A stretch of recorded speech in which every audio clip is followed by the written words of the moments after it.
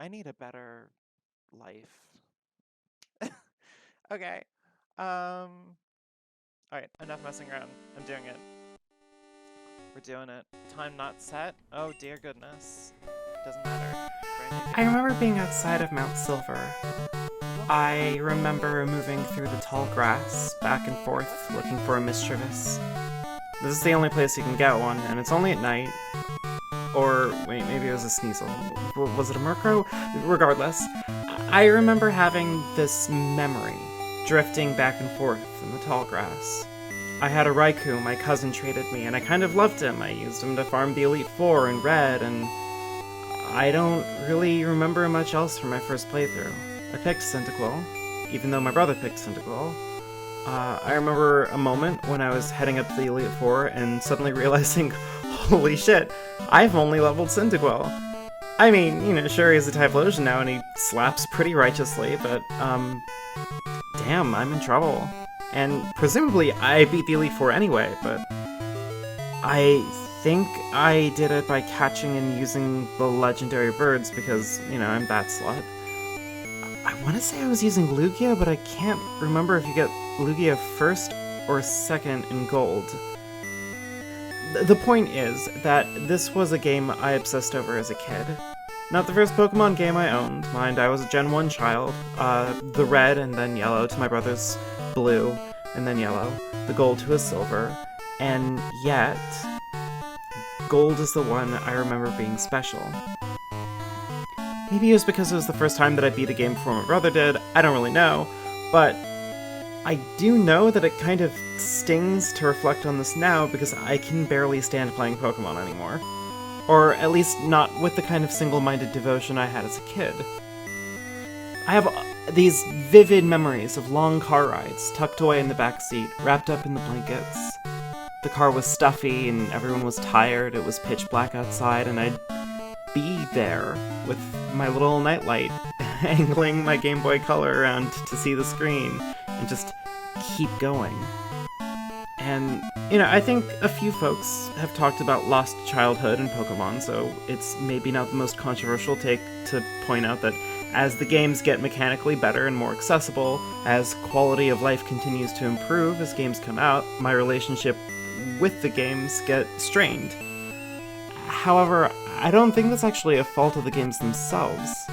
I think that if Kid Me had access to these games, they would be enamored with them, love them, and obsess over them like they did with the old games. I think what's shifted is what I value in an RPG. Reflecting on my past as a Pokemon trainer extraordinaire, I remember the sense of adventure most of all. Exploring new places, moving around the paths, keeping up with my items, keeping my team healthy, but the one thing I don't really remember putting any thought into was how I built my team. I picked Cyndaquil because they had cute eyes. I loved Pikachu as a kid unapologetically, and tried to have one on my team at any opportunity. These were simple choices that I just made without any real consideration on, strategy or team building.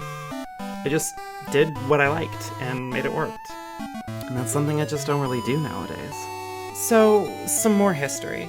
Two of my favorite series of games are Fire Emblem and Final Fantasy. I love pretty much every game in these series, some to the point that I might have a problem. I've, easily beaten Fire Emblem 7 over 20 times since I first got it for the GBA, Jesus, 18 years ago.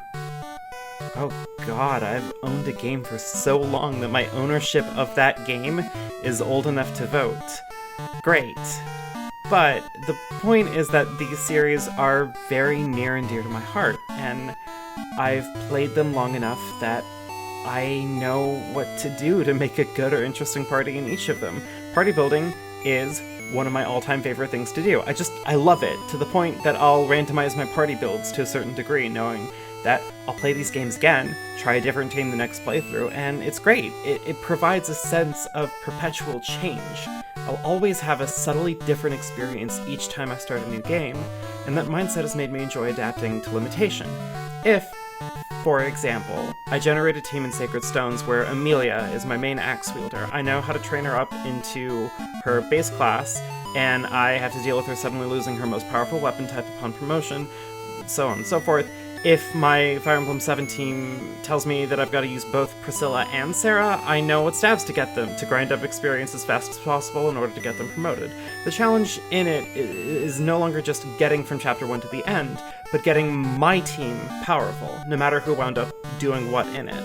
It's great, but this move is kind of horrible when I try to apply it to Pokemon. Pokemon is a game about personalization to us, like, in a certain context. Taking a step back from the metagame, there isn't a challenge in Pokemon that you can't overcome, assuming some preliminary understanding of the basics. If you have a team of 6 Pokemon you love, barring some extreme choices, you're going to get to a point with that team where you're going to be able to beat whatever challenge awaits you. Even if you have to level them up a ton and spend a lot of time getting super over-leveled, the game's AI isn't designed to play, like, hurtful mind games with you like any pro gamer Pokemon master will. On the surface, that may seem like it's a system ripe for this kind of random team building. I mean, it's already a game with a famous fan challenge designed to be adaptive with what Pokemon you have available. But now, trying to plan or adapt or generate a team in this game feels directly in conflict with the reason I fell in love with the series as a kid. I want that again.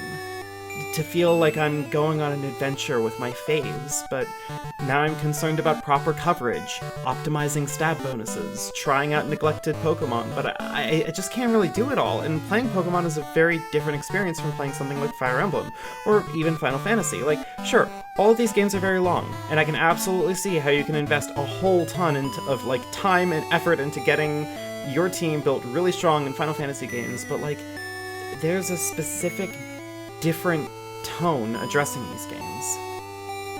Final Fantasy games are ultimately reaching a big dramatic final conclusion. Everyone's story arcs are resolved by the end, the big problem is solved, the world is better, loosely speaking. You know, Pokemon's big dramatic arc against a villain is usually resolved before the end of the game. The ending instead being the championship bout between you and the Elite Four, a conflict with a very different type of dramatic tension. Stopping Team Bad Guy is a matter of national and occasionally even global peace, where the Elite Four is just part of what every Pokemon trainer aspires to do. It's part of the peaceful part of society where friendly competition runs free. This difference in tone is meaningful because Pokemon leaves you with a standing invitation to continue playing after you beat it. Ever since the very first game of the series, they added in post-game content, practically coded into the narrative of the game, as long as you don't revisit the Elite Four that seem to have forgotten you beat them already. Now, Final Fantasy also has, like, some post-game stuff in some of their games. Hell, Fire Emblem has a couple of installations with post-game content. But those are usually devoid of narrative, and built around a mechanical challenge. Most of these are where the game's super bosses are, and where Pokemon Super Boss content, so to speak, at least makes an attempt to write itself into the narrative, because that narrative is ultimately very flexible.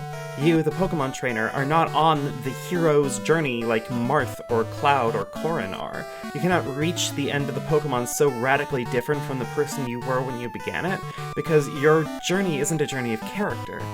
Your avatar is designed to be sort of malleable and suggestive, a subtle invitation to put yourself in their shoes. So with that in mind, maybe my struggle with Pokemon is the expansive nature of it. Playing under restriction, while I can definitely see and understand the appeal, feels on some level like I'm betraying what the game wants from me. But what the game wants from me is kind of formless. It's a tension unique to this series, at least in my experience. Like, the closest comparison I could make would be, like, Disgaea? And maybe that does come into play, the kind of, like, formless, endless, expansive sense of freedom and choice. I may be able to customize my party in Final Fantasy, but I have 6 classes to pick from. Pokemon gives you hundreds. 12 people could play these games simultaneously and build 12 teams with no overlap effortlessly. Or maybe it's honestly simpler than that. Maybe at the heart, I just feel like I'm visiting a version of myself that doesn't exist anymore. That kid in the car in the middle of the night, huddled in blankets, maneuvering around to catch some light into their Game Boy, and to keep pushing forward, like, just a little more, that isn't me anymore. I had different friends, clothes, thoughts, concerns. I had a different name, even. And I guess it's something that's always lingering in the background of these games for me. A small reminder that almost everything about me is different, but I'm still just me.